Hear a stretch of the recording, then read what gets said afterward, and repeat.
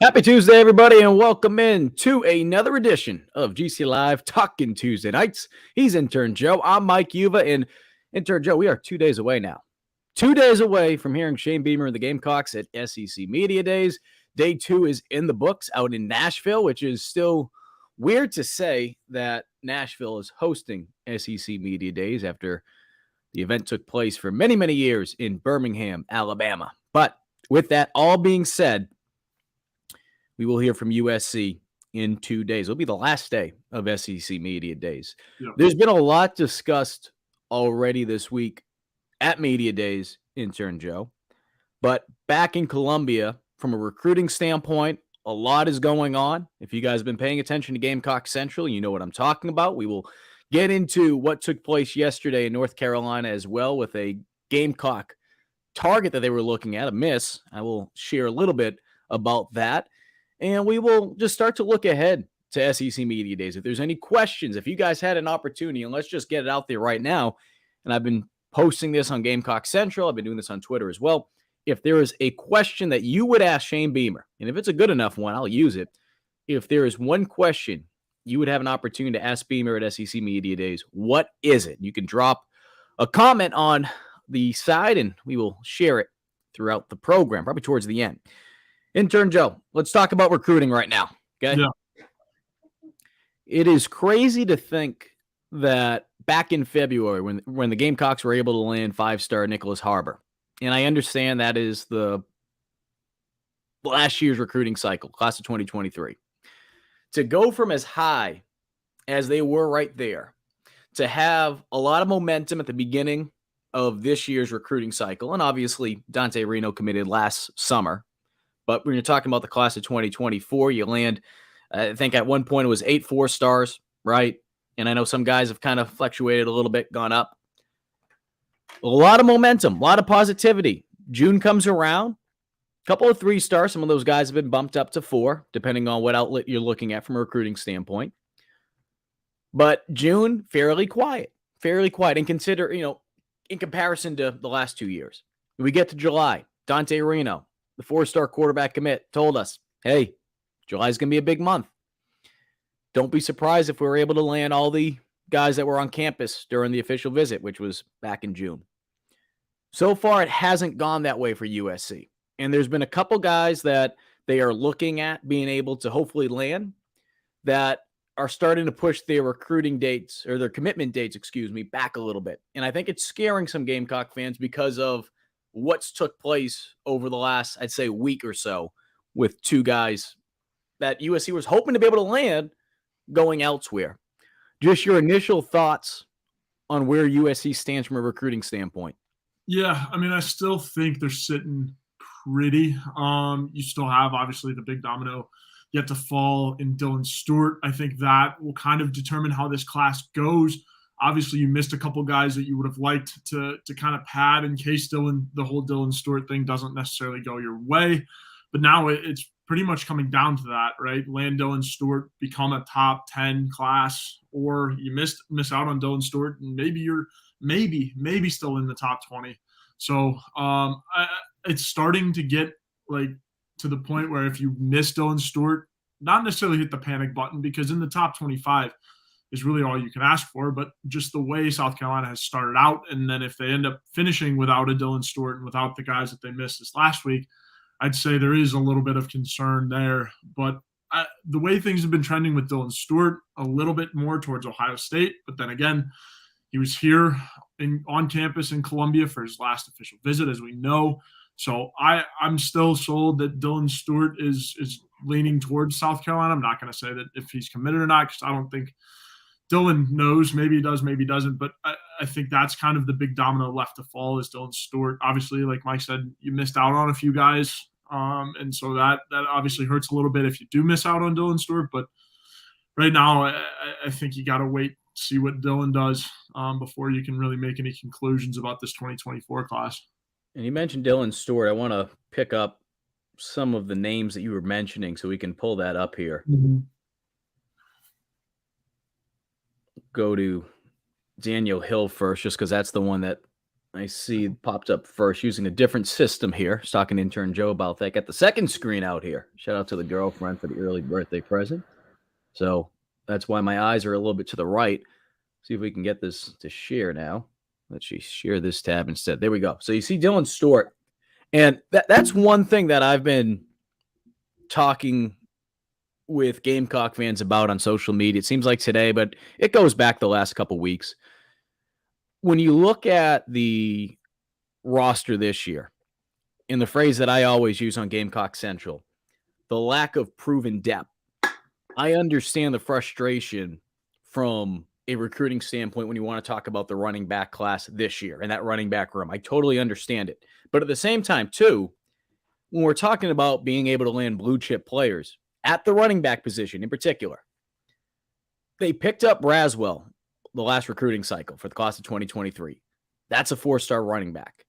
Matthew Fuller recently got bumped up to being a 4-star by On3 for the class of 2024. That's a 4-star running back. Daniel Hill, who, as you see on your screen right now, the RPM on 3, it has South Carolina as the favorite right now. Ultimately, that's going to come down between USC and Alabama. I think that goes without saying. We've heard different reports. Wes Mitchell, Chris Clark, they've done a tremendous job of following everything that's transpired, especially over the last couple of weeks with Daniel Hill's recruitment. But I'll say this, that ultimately, with what South Carolina can provide that Alabama can't, is an opportunity to see the field much quicker. That's not to say Hill's not talented enough to be able to see the field at Alabama, but shoot, without even looking at Alabama's roster, there's probably 4 or 5 guys already in front of them that would have 4 or 5 stars. So that goes without saying. Yeah. Is that the ultimate selling point for why Hill would want to come to South Carolina? I think it's a big part. I think you'd be naive not to believe that plays a big role with it. Yeah. But there's obviously numerous other factors. And Hill's talked about it. He likes what Beamer's creating over here. He likes the players, especially from the recruiting visits and being able to interact with them. So with Daniel Hill's situation, if you're able to land him, now you have Hill, Matthew Fuller, and Braswell within the last 2 recruiting cycles. Can you really push that narrative out that South Carolina can't land the big recruit at running back? I don't think you can. And again, I understand the frustration heading into this year. USC should not be in the position that they are. I totally agree. But at the same time, too, that's how things played out. And yet you are in a position right now because of it to potentially land one of your biggest running backs and going up against, as you've mentioned it before, intern Joe, over the last couple of weeks. This is a big boy recruiting battle. You're going up against Alabama. Yeah, absolutely. And I want to, Big Red, I saw your question. We're going to get to it in 1 second. But no, Mike, I think if Daniel Hill is another one of those guys, if you can get him, win a big boy recruiting battle, I think it sends shockwaves around the rest of the recruiting class. I know these guys are looking at who some of the other schools are that are recruiting some of these other guys. And so it's like, oh, South Carolina just beat Alabama. Like, these guys are talking about that kind of stuff. And that goes a long way. So I think it's kind of circling back to Big Red's question. Is there one recruit that could be make or break for the Gamecocks that hasn't committed yet? I think it's between Daniel Hill and Dylan Stewart. I think between those two, if you had to pinpoint it on like a specific recruit. Well, let me cut you off, Joe. When you say make or break, okay, and obviously this is Big Red's question. Yeah. When you say make or break, and I hate talking in hypotheticals, if they don't get Stewart, because it seems like that's the player you're leaning towards. Yeah. Are you saying that makes up this recruiting class? Is that what you're going with? Because I disagree with Not that, and I'll necessarily, explain. no, because I think there's already a lot of firepower, and recruiting's funky. You can't necessarily classify a whole recruiting class based on just come to a conclusion about one recruiting class. And I'm saying that about the 2024 class in particularly because of the offensive line talent that's in there. Yep. I think, it's definitely a win for Greg Adkins and so in the offensive line. So I think, you can't call this class a bust if you don't get Daniel Hill and Dylan Stewart. And I wouldn't necessarily say either of those guys break it because of the offensive line talent, just because of if you break it down positionally. So yep. I don't know. It's kind of a weird answer or a bad answer. No, but I think, no, look, and you brought up something good, intern Joe, which is, and I think Chris brings it up as well, talking about the offensive line. I think we just showed that. But Yeah. being able to have the offensive linemen that USC already has on campus, right? Especially from that Yeah. last recruiting class in 2023. But looking ahead to what they have already with this class of 2024, we'll kind of just hop around a little A bit. lot of those guys in the offensive line too are underrated as all heck. I mean, Blake Franks being a 3-star Yeah. is kind of nuts. I wanted to throw that in there too But because just look at it like yeah, we've done this before, but we'll do this exercise again because I think it's topical right now to bring it up. Josiah Thompson.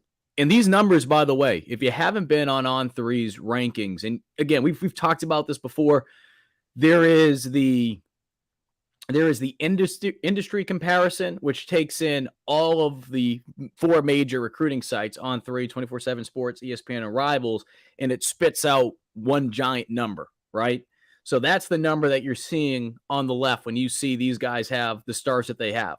Dante Reno, still considered a 3-star by On3. I don't yeah, entirely agree with that, but again, I don't have any say when it comes to stars. But you look at some of these players that we're talking about here, whether you're looking at from the industry comparison or On3, or even 24/7 Sports, On3, Josiah Thompson, they have him as the number 1 rated offensive tackle in the country for the class of 2024. You look at Cam Pringle, and again, you can look at whatever number you want, okay? You want to look at On3 says he's number 10. You want to look at the industry comparison, they have him at number 5, all right, for offensive tackle. And oh, by the way, at one point, Pringle was rated as the number 1 offensive tackle in the country. So again, we can keep going down. I thought it's a good point that you brought up, Joe, about Blake Franks. I think he is very underrated. very, very I think underrated. the thing with Blake, I think the thing about Blake is he's got, and you can mention this about any position, okay? Yeah. I know we're in this politically correct world, so someone will try to spin zone this, but especially with offensive linemen, you can see with defensive linemen too, but when I look at the young man, he's got a lot of power. He's got baby fat on him, which a lot of these guys, when they come out of high school, it doesn't matter what the position is, offensive lineman, it's real easy to point to. He is a young man that has so much power already. And we know the job that Luke Day has been able to do. Doesn't even have to be talking about offensive linemen. I look at someone like Blake Franks, 6'5", 325 pounds, and I'm sure he's toned up a little bit in the offseason. That's not to say he's fat. Again, politically correct police out there. It's in the pudding too, Mike. Look at but it's the truth. When you have these young men come out here, and that's what I look at him. He moves. He's moving. So when you have someone like Blake Franks, I think when I say project, I don't think he's as much of a project in comparison to say, and I know it's the one I always fall back on, but when you bring in someone like Carlin Splitout, like you just don't know where it's going to go.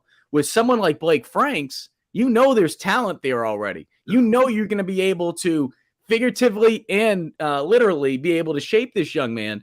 And that's why when you look at just the offensive lineman in particular, and you look at Franks, if you want to consider him the weak link in the group right now, which is just funny to say because he's so talented. He's so talented. But it goes back to the point of what USC has been able to do from a recruiting standpoint, especially on offensive line. They've done a good job, too, on D-line. Don't want to forget about that. Yeah, absolutely. It wouldn't be a Talking Tuesdays without a reference to Carlin Splitout. Oh, of course. You got the Assumption absolutely. DB shirt going on here today.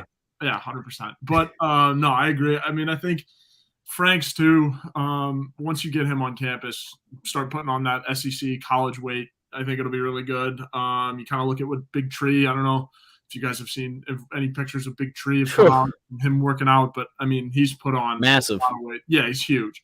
So, yeah, I'm not worried about Blake Franks one bit. Like I said, I thought he was a little underrated coming out of high school. So I think it's definitely a win for this class on the offensive line, and you got a quarterback too, as well as in Dante. So I think regardless if you get Dylan Stewart or Daniel Hill, I think those 2 guys help you make a splash nationally. But I think in the SEC, what's going to win you the games is the Blake Franks, the Josiah Thompsons, every offensive line recruit and defensive line recruit in this class, just positions of need for South Carolina. Because last year you cycled through a lot of your veteran offensive linemen sticking around from the early Beamer days, late Muschamp days, whatever you want to call it. So I think when you're as loaded at a position as you are on offensive line for this 2024 class for South Carolina, you got to feel good regardless if you land those two big guys. Let's talk about Malcolm Ziegler. That was the news yesterday, the 4-star safety. And I'll tell you what, from watching his tape, very talented. I mean, there's no other way to put it. A very, very talented safety, a ball hawk. I think the first 3 highlights I saw on his junior tape, all pick sixes. I think he had like 6 interceptions. That's not to add salt to the wound, because we know that he committed to North Carolina yesterday. But, and I'm trying to be very careful with this, right? Because when you're dealing with high school kids, college kids, you're trying to walk this fine line of doing your job. But at the same time, too, like I said, you're dealing with high school and college kids. I'll say this, okay? As many of you may have seen yesterday, Gamecock Central doesn't go to commitment announcements unless we're feeling very, very good. Now, obviously, that doesn't guarantee that a young man will commit to South Carolina always, but you feel good about it, okay? I can tell you, between myself, Wes, and Chris, it's very difficult for not at least one of us to hear something. And if it gets by all 3 of us, I mean, Colin's there as well, okay? I'll say this. It is very interesting when a young man is telling other commits, I'm looking forward to playing with you at said school, and they end up going elsewhere on the day of. I will say that. I will just put it out there like that. So, was I a little surprised based on how it played out? Yes. I would not have been surprised if that information had not been relayed to us. And you see certain things in text messages as well for multiple recruits. So I think that's the only thing that was very disappointing when you talk to people that are around USC's program. Because I say that I'm not the only one mentioning that today. Okay? And again, I know nothing about this young man, and that's not to piggyback or anything or try to pile on. It's just calling it for what it is. That is how things played out. He wants to stay home. Okay. His family, I'm sure, wanted him to stay home as well. And Craig mentions that. A phenomenal commitment tape. If anyone saw that yesterday, I thought that was pretty cool. His father, who served in the military, came on back. I thought that was a really cool video. But again, none of that has anything to do with what we're talking about here, with how things played out.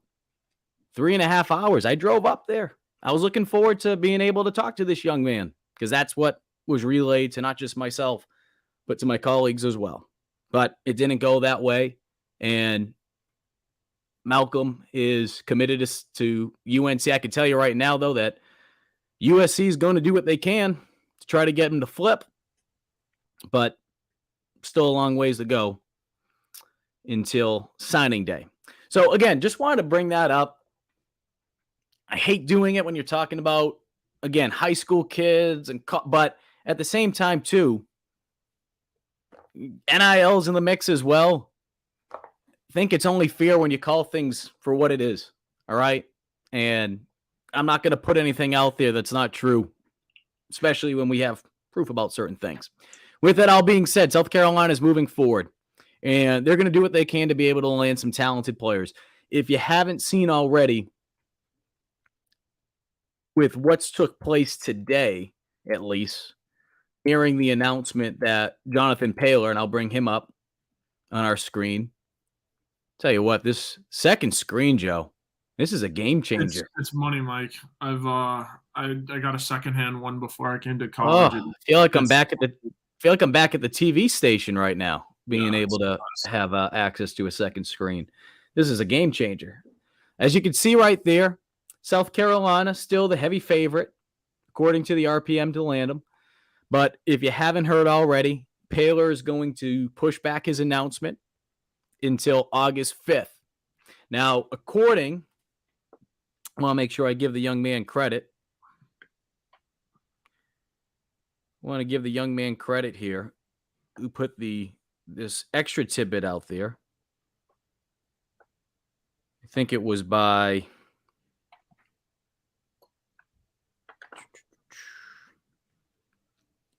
Ethan McDowell from the Wolfpacker, who is part of the On3 family. He mentioned that it looks like Paler is going to be heading to North Carolina State on July 28th. I say that because what else is going on July 28th? South Carolina has their big cookout. So it's hard not to just look at that. And again, I don't want to look at things and speculate. We are just putting out there what is being reported. I haven't heard Wes or Chris confirm that. I saw that shortly before I came on air. But I think he actually retweeted it himself. Yeah, I think so. I will, let's see. I'll share this tab. If you can see that. And that's the tweet right there that, again, Jonathan Paler retweeted, which says that he is setting his commitment date for August 5th. And that, again, he's confirming. And I think, if he confirms and he's retweeting it, I think that pretty much tells you what's going on that date, that he will be going to NC State for, I don't know if they have a cookout, something similar, I'm sure, to what USC does. But that is what the latest is today. What does this mean for South Carolina? Well, I think right now the big thing is you got to continue to just be relentless when it comes to recruiting. Continue to be that way. I don't think anything's really changed, right? I think when stuff like this happens, especially over the last week, when there's a couple misses on guys that you're optimistic that you're going to be able to land, I think instantly, especially with how close everything is together, I think instantly from a fan base standpoint, you want to react and say, all right, what is it? There has to be one thing. Is it NIL? Is it this? Is it that? I don't think it just comes down to one thing. I think for a lot of these guys, it's multiple factors, right? We mentioned someone like Ziegler is close to home. Did NIL play a role with that? I mean, it certainly was in the mix from everything that I've been told. I don't know every detail when it comes to every player situation at other schools. But I will say this, that if you're USC, you just have to continue to do whatever you can. You have to continue to do whatever you can. And I think, not talking specifically about any player or two, Joe, is that there's going to be people out there, especially right now, but man, if this continues to happen, if there's another player or two that they miss on, that there'll be people in this fan base, not everybody, but there'll be people in this fan base that will instantly say they're upset with Garnet Trust, or they're upset with Park Ave, or whatever the case may be. They're upset with, from an NIL standpoint, they're going to feel like USC is not doing enough. I'll say this. What are you going to do? Are you going to freaking boycott NIL? Because all that's going to do is the schools that are getting rich, they're going to get richer. Literally. So as a fan base, if you're upset by this and you think that NIL is the reason, which I can tell you right now, it's not for a lot of this, but if you think that's the reason why, deciding to sit on your hands, and again, this is not directed at everybody, but I saw some messages earlier this week on different social media outlets. There will be people that will get upset from an NIL standpoint and say, you know what? I'm out of this. I'm not doing this. What good is that going to do for your school? Really, what good is that going to do? All it's going to do is give these other schools an upper edge on it even more. So if you think NIL is the reason, which again, I don't think that's the problem, that's not going to help you, because NIL is not going anywhere. It's not going anywhere. Mike, I mean, I think obviously that you're right. That doesn't make much sense. I mean, get mad at the NIL collectives, stop donating, and then they dip even further. Yeah. into a disadvantage. So I agree with you there. That doesn't make much sense. But I also agree too. A lot of these guys that you're missing out on, potentially a Paler, a lot of them have different circumstances why they decided to go to not South Carolina, wherever they might end up, right?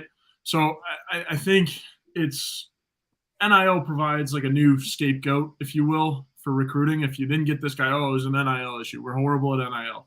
Just gives another reason for people to kind of complain or just something else to complain about. For all I know, Garnet Trust and all the other collectives, even for South Carolina, I mean, we're not in the worst shape in the world in terms of NIL. So, again, there are a lot more factors going into these guys choosing to go to other schools. It's not always NIL. It's not. This is a good point though from KFC in Africa 21. And I'm sure you're not the only person that feels this way. So I'm not picking on you, but I'm glad you brought this up. And they say, I just can't justify paying money to collectives for athletes when they're getting free education to just play football. You say that, okay? And again, this is not picking on you because I'm sure you're not the only one that feels this way.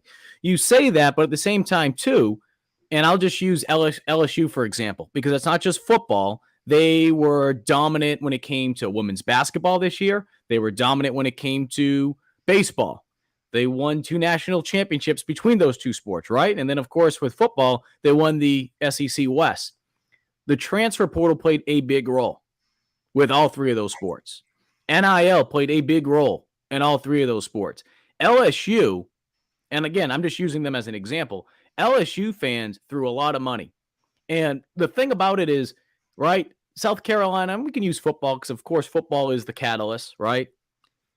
If football has a down year, naturally there's going to be people that say, man, I don't want to pay anymore. All that's going to do is drop the program even further. I mean, that's just the reality of it. So it's just like anything in life. When you have change, there's going to be a lot of people that are hesitant. There's going to be a lot of people that want to learn more about certain things. I totally understand that. But the reality is this. All it's going to do is hurt your program even that much more. That's just the truth. It's going to hurt your program. And unfortunately, and I think this is the part where Gamecock fans, and they twist the words around a little bit with what Dabo Swinney said a couple years ago, the pay-to-play part, right? That's what is the troubling part. That's what is taking part right now. It's playing out that way. It's not NIL across the board. It's not supposed to be pay for play, and it's happening, unfortunately. And I'm not saying that's what South Carolina needs to do to necessarily compete. I mean, it's happening everywhere. But if people, and again, I'm not saying that you're saying this, KFC in Africa 21, but there's going to be people out there that will instantly complain if, again, let's just use a guy like Malcolm Ziegler. He commits to UNC. You find out, again, just making this up, hypothetically, Ziegler gets offered twice the amount of money from an NIL standpoint. If you're blaming NIL, well, if people aren't giving money to NIL collectives in South Carolina, how the hell are they going to be able to come up with that money? Which is another reason why I'm going to tell you right now. I'm telling you right now, pay attention to this. I'm not necessarily saying these players that are committing to other schools, but watch how things play out. I have a feeling we will see more players flip this year than we have seen in quite some time. And the reason being is I feel like there's a lot of collectives out there for other schools that are promising young men and women for other sports as well, but especially football.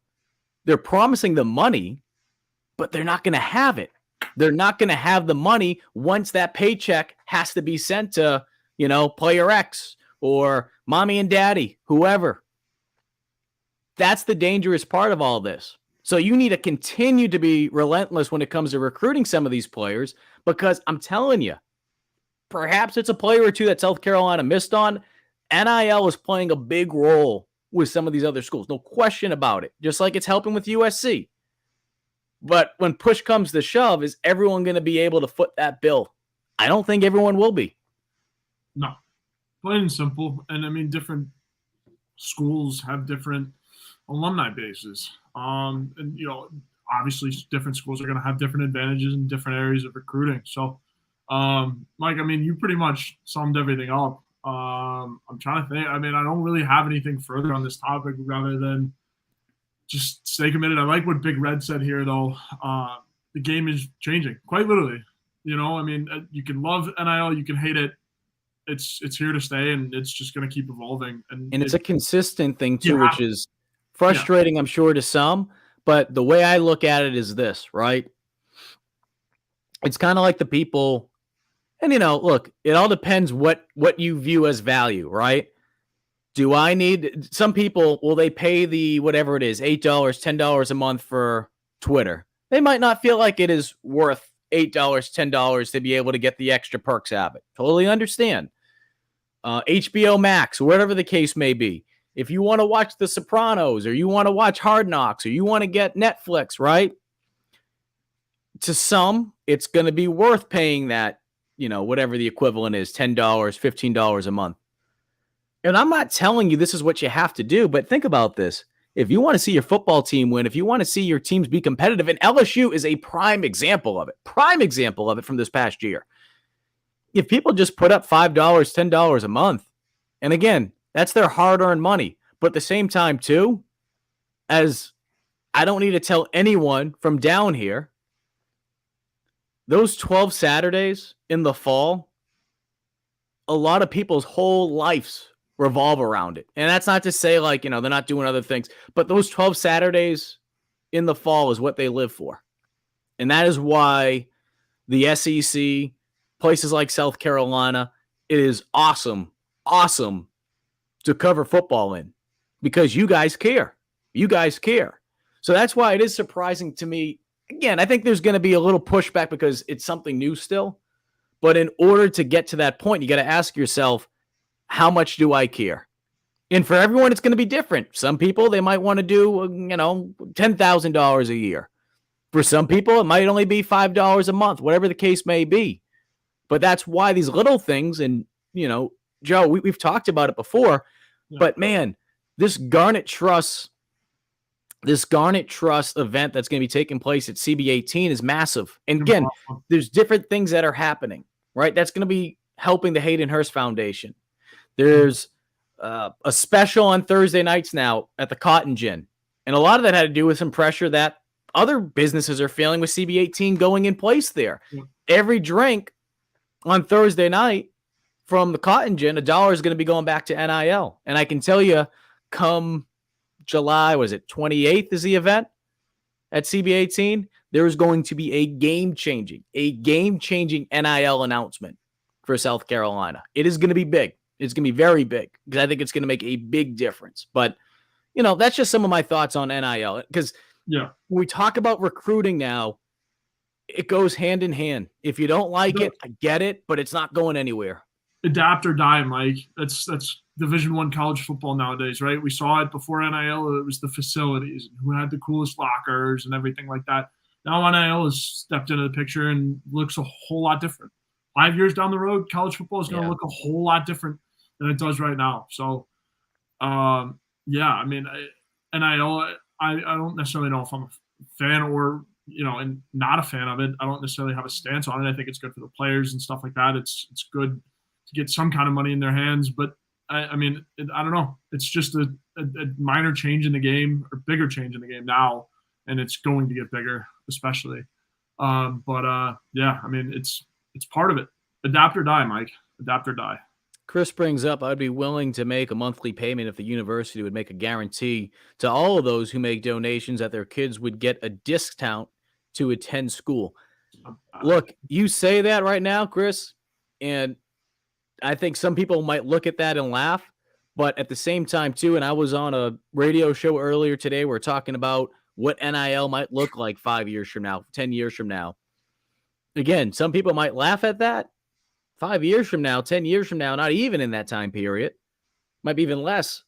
You might see changes like that, right? Trying to find ways to entice fans to be able to donate. I think the challenging part right now is there's going to be places that have a leg up, whether it be a big donor, wherever the case may be, right? They might have a leg up. And it's going to come down to schools being able to rally, and it's the fan bases. I mean, that's what it comes down to. So, and there's so many rules with this. I do want to talk a little bit more about NIL. We're going to hit a ad read shortly, because I think one thing too, when you talk about the guarantee, and I know this isn't exactly what you meant, Chris, but again, going back to some of the things I saw on social media earlier this week, since we're talking about NIL, and we've really spent a lot of time on NIL tonight, and I think it's something that needed to be said. But some people are worried about these collectives having full-time employees and all that. I'll get into that. And why that is important for South Carolina to have full-time employees when it comes to NIL. So before we do that, though, let's hit an ad read. Joe, let's get into, you got the first one? Yep. Taxiety, Mike, from our good friends over at Liberty Tax. Taxiety is that uncertain feeling you get right before doing your taxes, but you don't have to go through it alone. The tax team at Liberty Tax in Irmo, Lexington, and Columbia will walk you through the process, clear up any confusion, and guarantee you'll get the biggest possible refund or your money back. It's tax time. If you're in a hurry for your refund, call the tax team at Liberty Tax. Fast, accurate, and guaranteed. On the other hand, if you think you might be owing Uncle Sam, talk to the Liberty Tax team to make sure you're not paying more than you should owe. They'll find every possible deduction for you. Locally owned and operated, staffed by tax professionals from your neighborhood. Open 9 to 9 on weekdays, 9 to 5 on Saturdays with multiple service options. Start through the Liberty Tax mobile app or through their desktop portal. Make an appointment or just walk in. Give a call to upload your tax documents, and when you come in, your return will be ready to review and sign. Give them a call at 803-462-5576. Once again, 803-462-5576 for all of your tax needs. Our good friends over there at Liberty Tax. Today's show is also brought to you by our good friend Clint Hammond over at the Movement Mortgage. Try to get that ad up there so you guys can see it. We always keep it up at the top of the screen. There you go. Clint Hammond has helped so many people throughout the Midlands and beyond. He helped out our very own Wes Mitchell, as well as former Gamecock quarterback and captain Perry Orth when it came time to buy a home. And obviously right now, if you're in the process of trying to buy a new place, you understand how difficult that can be because of those interest rates just being so high. Clint can make that process easier for you. He can find the best interest rates so that you can buy that new home and you're not breaking your back as much in comparison to what some people are going through right now with having to spend more than just an arm and a leg. Give him a call. Again, that is Clint Hammond over at the Movement Mortgage. That number is 803-771-6933. It's our guy, Clint Hammond. The other point that I wanted to mention with NIL, and I want to get into talking about the SEC Media Days, right? We're going to have plenty of time to do all that. Big Red asking, is the athletic department funding separate from the university as a whole? And Big Red, I don't know if you're asking this directly. When it comes to a lot of the NIL stuff, the collectives are separate, if that's what you mean. And obviously when it comes to the athletic department, there's certain things. I know that there will be people that want to donate money directly to the athletic department. There'll be people that don't want to donate to the athletic department. They want to donate directly to the university when it comes to the educational portion of it. But as far as NIL is concerned, Joe,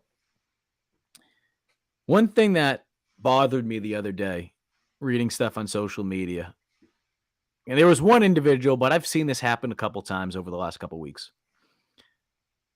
And I'm looking, more so at Garnet Trust, but there's other entities out there. NIL is becoming bigger. There's no question about it. It is a important part in recruiting these days, whether we want to say that or not. Because of that, just like anything in life, when something gets big, you're going to have people that aren't just part-time. They're going to have to be full-time employees. In my opinion, when you have full-time employees for stuff like this, yeah, sure. There'll be certain percentages that will go to the players. There'll be certain percentages that will go to the people that are working in these companies. In a lot of these companies, I know Garnet Trust in particular, they lay out the percentage that's going. I think 90% is going to the student athlete. So if you're looking at $100, 10 of it's going to pay for everything else, right? When you have full-time employees, though, they can commit everything they have to that project. And I think with what we're seeing right now with Garnet Trust in particular, they're really starting to get in a rhythm. Jeremy Smith has done a tremendous job since he got up here from Florida. He's a South Carolina guy who was living down in Florida. He's back up here now, and he's taken on that responsibility, and they're building an outstanding team. Park has working with them. He's doing a tremendous job. And that's why we're seeing more projects be put in place with Garnet Trust because of an individual like that. And I think you're going to see bigger things on the horizon with Garnet Trust. You've seen it with some of the stuff that we show on Gamecock Central that is a product of Garnet Trust, whether that be the radio shows on 107.5 The Game with Chris and Wes, whether that be some of the interviews that you see on Gamecock Central through Garnet Trust, and some of the behind the scenes footage. Really, I mean, there's a couple projects that we have in the pipelines over these next couple of weeks, and it's helping those student athletes get paid. But I bring all that up because, again, when I hear people say, "Oh, I don't want to give to NIL because it's paying someone's salary, or they have another job," you just sound like you're looking for a reason to just bitch and complain. All right, just say that you don't want to donate money. That's all right. But don't be the first one that bitches. Don't be the first one that bitches and complains that USC is losing out in recruiting battles because of NIL. You can't have it both ways. Don't sit there behind your little keyboard crying about, oh, this school's beating us up because of NIL. How much money are you giving? Oh, nothing? All right, then shut up. Really, that's what it comes down to. And again, that's not directed at the entire fan base, but there are so many people I've seen just bitching. There's no other way to put it. They're bitching about losing out when it comes to NIL, and it's just absolutely insane. Absolutely insane. Yeah, a lot of excuses on the NIL front. So, again, just wanted to get that off my chest there. Yeah, if you have an issue with NIL, do something about it, all right? Do something about it. Moving ahead, though, SEC Media Days. Again, South Carolina will be speaking on Thursday in Nashville. They'll be speaking in Nashville. And Big Red, just answer, if people are full-time, is that technically a talent agency? I don't want to misspeak here, with what. I don't think so, because they're working for the athletic department first, and that's a part of the school. I think the problem with what like these big NIL agencies, I think that would technically be the talent agency, which is why they couldn't hire it.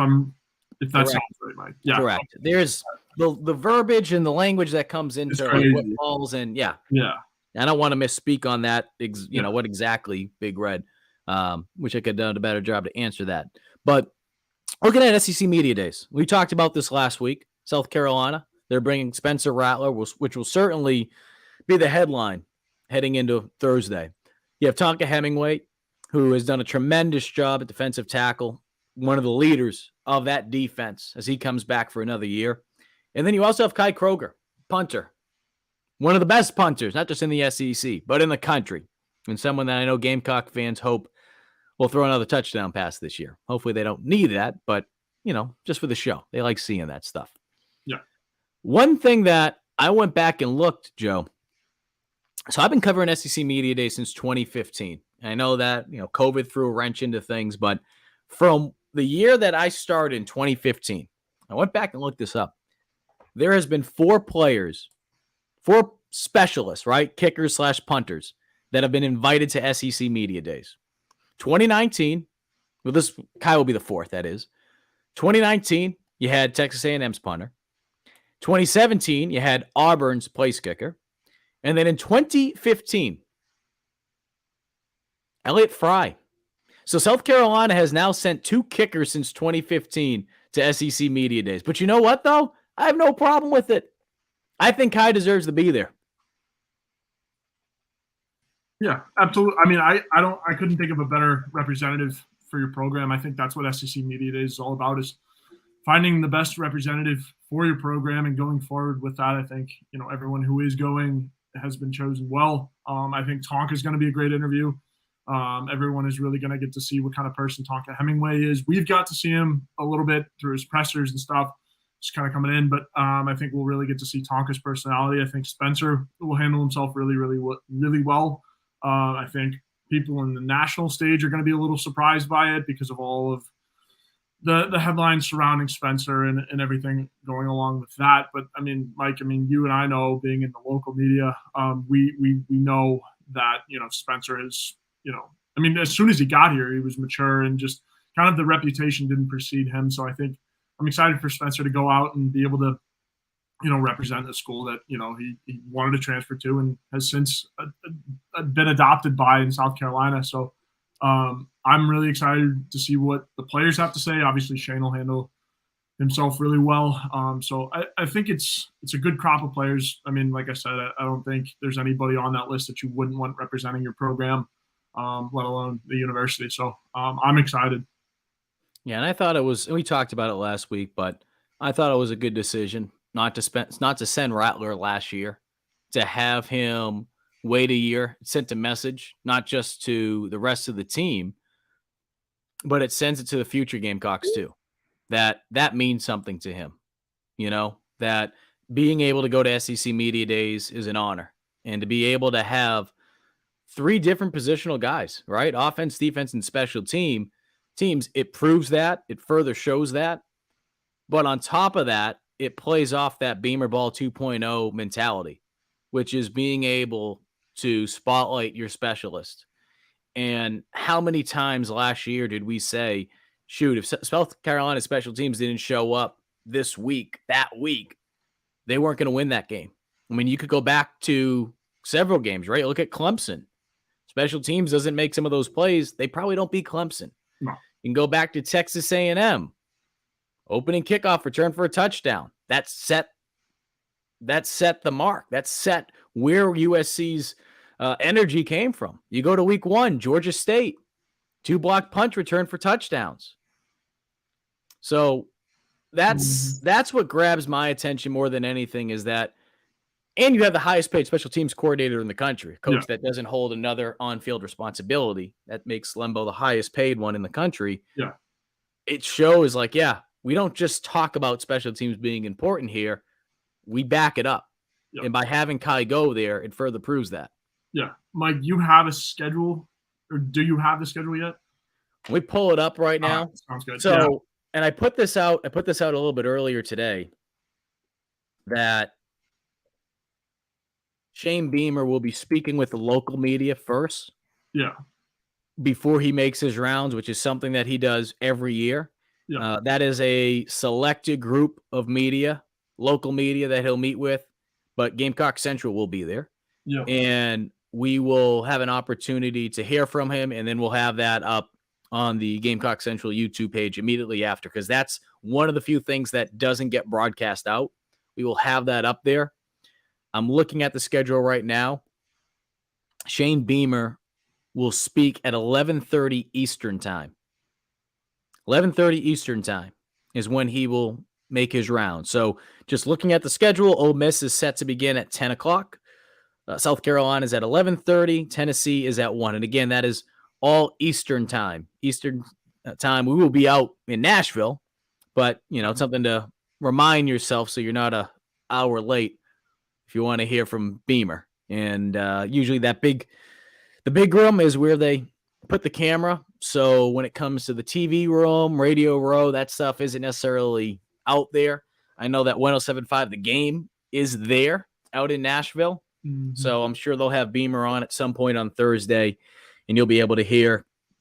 Again, we're going to try to get everything back as soon as possible. Chris and Wes are going to be back in the 107.5 studio. So when Beamer speaks in the morning, we're going to try to do everything we can to get that back as soon as possible, because you can't live stream it. One of the rules they have.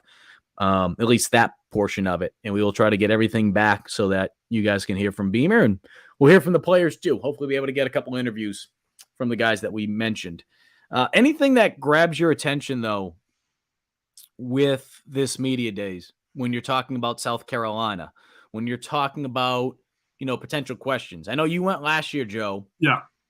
If you were going this year and had a chance to talk with Beamer, what would be one of the first questions that you would ask him? What do you want to know about this year's team? Yeah, I mean, I guess initial question would just kind of be, how do you see this year going? Like, how do you respond after you ended the year like you did on such a high note, beating Tennessee, beating Clemson, and then losing a nail biter in a bowl game to Notre Dame where you had half of your defense. I think just kind of my question I'd like to hear what he has to say about just how do you go up, right? Like how are you keeping the guys focused, and how do you improve in year 3? And also, like, what are you telling your team too?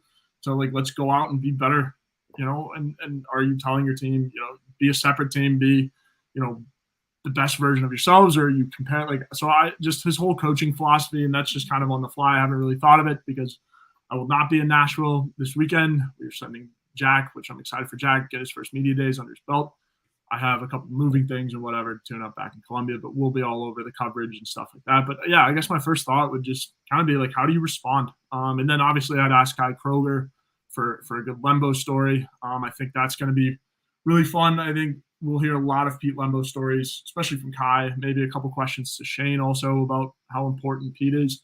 And for everybody watching, I'm sure you know how Shane feels about Pete. It's very, very, very positive. So I think Pete Lembo is going to get a lot of shine this week, and deservedly so. I don't really think there's a better special teams coordinator in college football than Pete Lembo, even better person too. So I'm really excited for that. I'm sure there might be some other people that have some other questions about Pete, but no, I'm excited for that, for him to finally, get some attention on the SEC media stage, because a lot of Pete's talk came towards the end of last year, and as he was getting nominated for awards and stuff like that, and then he signed the big extension. So Beamer Ball 2.0 is here to stay, that's for sure.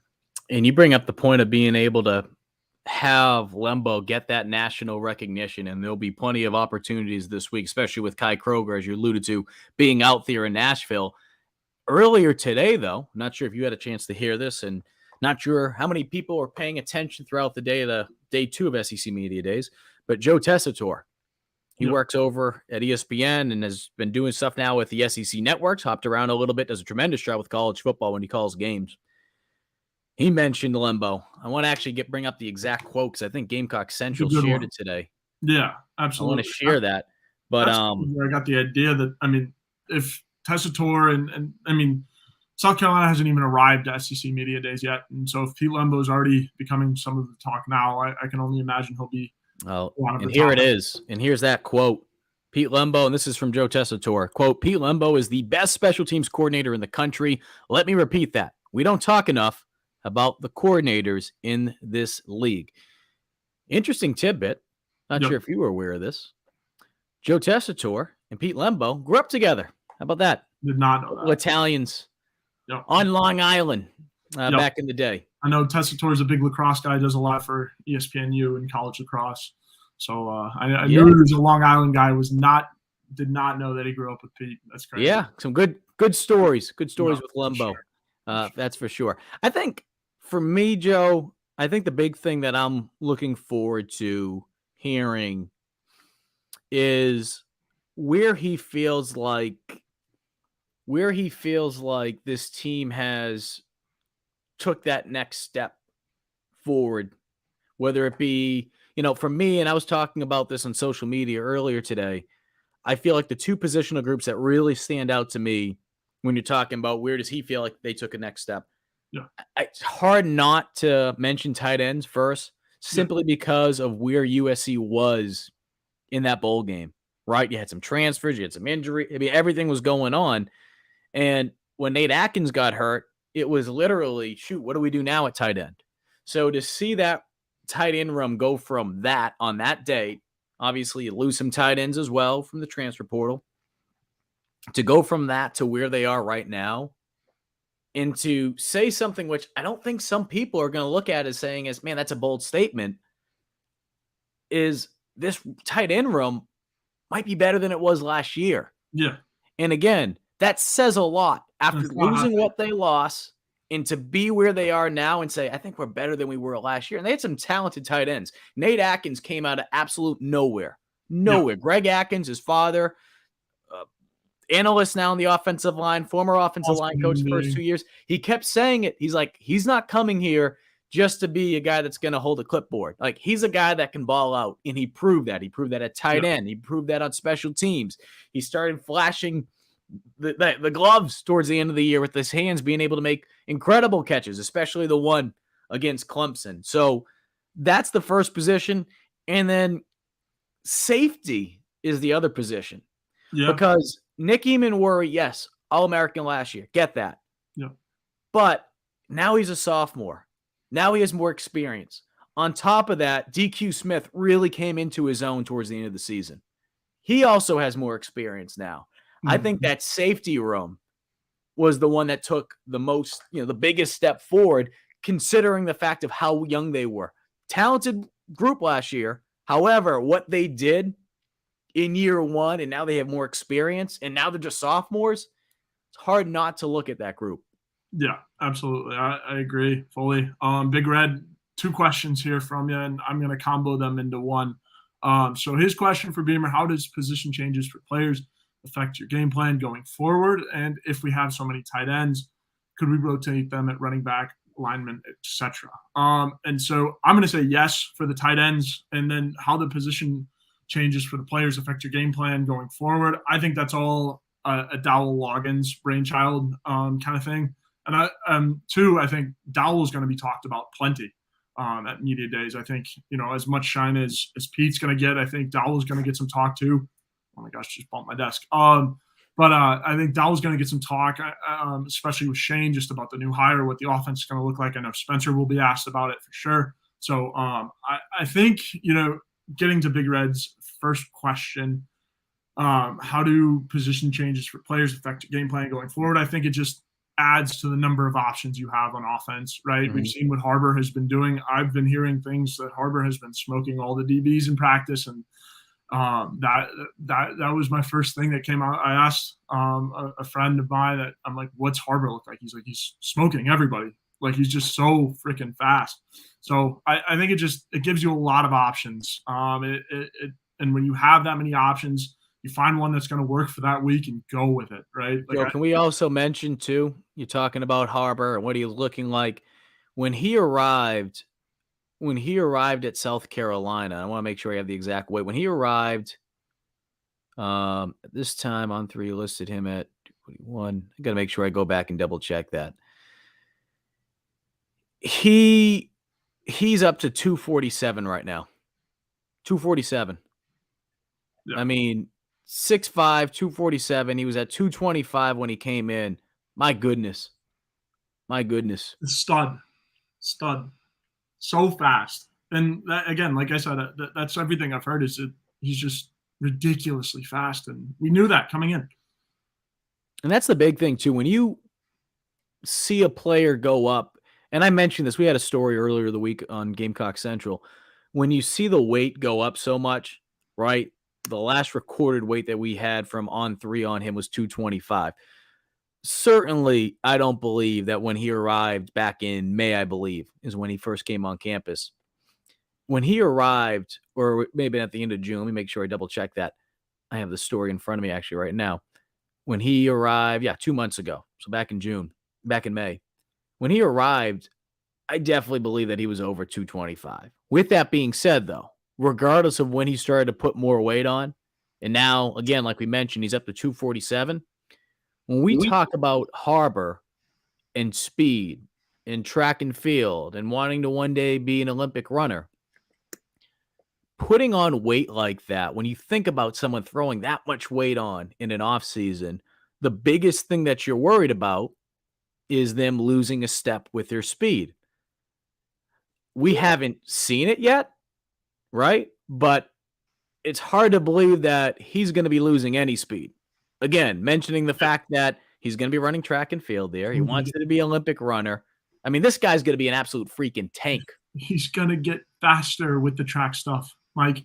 It's ridiculous. I mean, I hate to say like a Tyreek, because he's a lot bigger than Tyreek Hill. But, I mean, The speed is comparable. And it's crazy to be saying that for a true freshman. But, I mean, and the national media has given him a little bit of attention, sure. But, I mean, I think after the first couple games, everybody's going to be talking about this kid and just that quickness. And I'm excited to see how Dowell uses him, right? I mean, we've heard all the talk about how Dowell is good at, kind of converting guys, tight end, wide receiver, just multiple positions like Big Red's question. So I'm really, really, really, really excited to see what Dowell's offense looks like. If he can, design an offense around or as well as he can recruit, I think this offense is going to be in pretty good hands. And to piggyback off of what you mentioned there with Dowell and, Big Red, you mentioned so many tight ends. Could they be rotating different positions, running back, lineman? I think, honestly, what you will see, and it's not going to be really, earth-shattering news, depending on what Dowell wants to do, I think you're going to see a lot of guys slide on over to fullback, right? I mean, depending on the packages, we saw that with Nate Atkins, and South Carolina didn't invent the wheel when it came to that, but you will see tight ends probably slide into the backfield a little bit and be able to play that fullback role if needed and motion out and, be a threat still in the passing game. I expect South Carolina to do all those things. Real quick, I want to make sure I pull this up. Ashley, taking your word for it, so I appreciate this. Tonka on Sirius XM, SEC Radio, 11:15 a.m. Spencer on at 11:30, Kai at 12. And I'm assuming those are all Eastern time. And then Ashley also had what time Beamer is speaking. That is going to be at 10:20. Then he'll be on the SEC Network. That will be in the big room at 12:45. So, Ashley, we appreciate you doing that because, yes, the first round will be Beamer speaking with the small group of local media at 9:35 Eastern time. That does not get televised, but Gamecock Central will have you guys covered. That'll be 8:35 when we local time. So they'll be coming on over. I think they'll probably leave from like Owens Airport, shoot on over. I don't know how long of a flight that is. I don't know, maybe 90 minutes or so. I don't know. Yeah, can't be very Something long. like that. Yeah. But Big Red again, would Joyner strictly be playing running back? And if he does see some time at QB, would that only be in the Wildcat or traditional quarterback? I don't know. I wish I knew because I would know the playbook. But again, I can see him playing both quarterback. But that's the beauty, back, though, wide receiver. right? Yeah, we don't know. Because you're saying that right now, okay? And you cover the team. You're around this team almost every day when we're in season. Okay? I have no idea. No, but I bring this up because you're saying that. Yeah. What do you think North Carolina's thinking right now? The team that he caught with their pants. South Carolina caught North Carolina with their pants down in the Duke's Mayo Bowl because they were not prepared for that. They were not prepared for it. And USC did a tremendous job of keeping everything in-house. I'm bringing that up because by you saying that, though, that's the beauty. He can play running back. He can play. And by the way, I think Wes Mitchell just put it out a little while ago. He is officially listed. He is officially listed as a running back in the media guide. He is officially listed as a running back. No slash wide receiver. He is a running back this year. That doesn't mean he won't be split out at times. That doesn't mean he won't be under center or in shotgun taking a snap. But that's the beauty of Dak. He can do so much for you on offense. And we may have talked about this before, Joe, which is you have him in a shotgun formation with Rattler. Think how many things you can do from an offensive standpoint. I can only imagine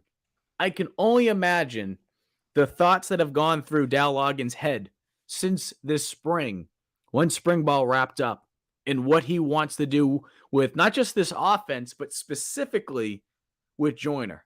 And we've mentioned this too before. If Joyner can go out there and block and be as efficient as Montario Hardesty has brought up, because he does a tremendous job on special teams blocking. If Joyner can be a strong blocker, it's like a pitcher that has an arsenal of different pitches, right? If you're just a fastball pitcher, okay, Joyner's just going out there. Okay, he can run the ball, right? If Joyner can block, though, that changes everything. And I expect him to be able to do that. So, yeah, we don't know what's going to happen week 1 against North Carolina. No, we don't. But I am not going to be shocked. I'm preparing myself to expect the unexpected, if that makes sense. Yeah, absolutely. Like we don't know what this offense, I mean, obviously it'll be a little bit more pro style, but we don't really know what this offense is going to look like at all. New offensive coordinator. So I'm excited. I think that's my biggest storyline going into this season is how the offense is going to look, especially with the offensive line, how that's been. So, I'm excited for the offense. We had one last question, and we will wrap things up. Chris asks, did the Darla Moore donate more than $75 million to the university debacle ever get resolved? Her money sure would help with NIL. From my understanding, and this is maybe from a month or two ago, I don't know if you have any updates, Intern Joe, if we've heard anything about this.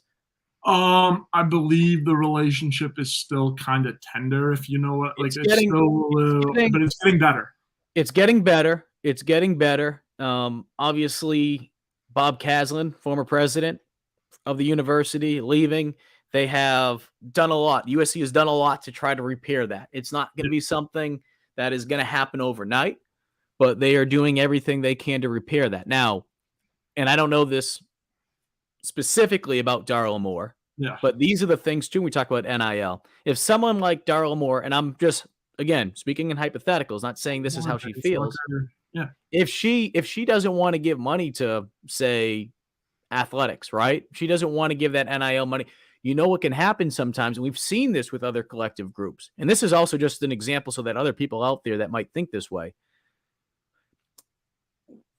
Regardless of the business school, whatever that school is they have at USC, you can be able to make sure those student athletes get that money. So there could be a donor that wants to give money to NIL, but they want to specifically help out the student athletes that are going through the business program. That's happened at other schools. So I bring that up because that's something else just to keep an eye on, especially when we talk about Darla Moore or anyone out there that has a lot of money. That can definitely be a game changer and a big supporter when it comes to NIL. And then last one from Big Red, we'll sneak this one in there. To the guys that get suspended from the team officially get released completely. It's from my understanding that, I mean, there's been guys, I think, actually trying to think of the one in particular. Some of the guys have gone on to JUCO schools, I believe, Joe.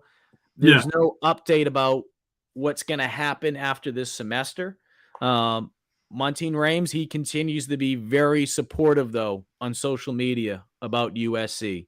And my assumption would be that he's going to hope to be back with USC at some point. He's going to do everything that he needs to from a legal standpoint.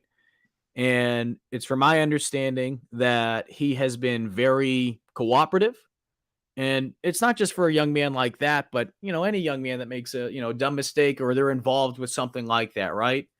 You hope that they're able to get that second chance. I don't know if everyone feels that way, but, you hope that people are able to learn from something because, I mean, shoot, if everyone was judged on one thing they did when they were 17, 18 years old, and again, with at least Montaigne, with Rames, his role in the situation in comparison to some other people, he, to me, would be the one that would have at least a little bit more rope, hopefully, down the road. So we'll see how things play out, but that's where things stand right now.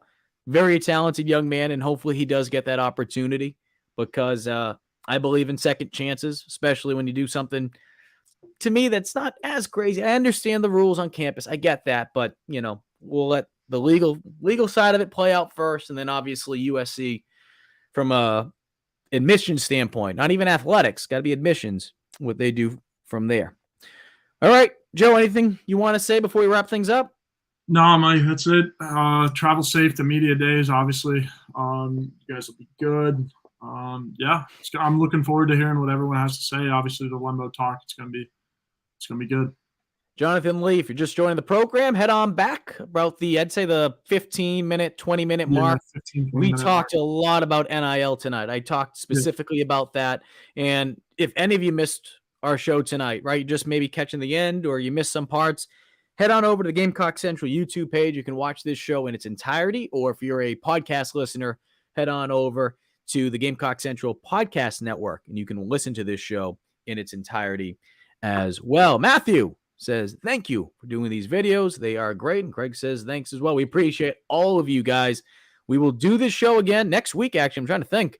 Getting ready for Birdies with Beamer. I need to talk with Joe to see if he can fix my shot before Wednesday next week. And then we'll be getting ready. We'll be getting ready for the big event at Breakers/CB18. Going to be a tremendous event. And on top of that, I almost forgot one more announcement I want to make. Steel Hands announced today third annual training camp will take place on August 12th. Looking forward to emceeing that again. We'll have former Gamecock football players going up against former Clemson football players. It is always a fun event. You never know what's going to happen. A lot of smack talking between the two schools. Really good opportunity, though, to be able to see some of your favorite Gamecocks. And if you want to give former Tiger players crap, you can do that as well. Yeah, and it's also Intern Joe's birthday, oddly enough. So Oh, it's going to be a fun event. It's going to be good. Good time. and then the week after, of course, Gamecock Central, the third annual GC kickoff party. So it's going to be a busy next couple weekends on Saturdays here in the beautiful state of South Carolina. Yeah, absolutely. The work starts, Mike. The off season is officially over, and I mean we'll be on fall camp a couple weeks. It's crazy to think that. Well, we appreciate everyone that tuned in tonight. Again, GC will be out there in Nashville to get you guys all locked in on what's going on. So be sure to follow along on GamecockCentral.com. And as far as all the other recruiting stuff is concerned, be sure to follow the notes from Chris and Wes. They have done an outstanding job, as they always do, but especially with some movement going on right now, some noise, if you will, some buzzing going on. I'm sure a lot of people would like to know what's going on. They will give you everything they know. That's for sure. He's Joe. I'm Mike Yuba. Appreciate you guys tuning in tonight. We'll do it again next Tuesday.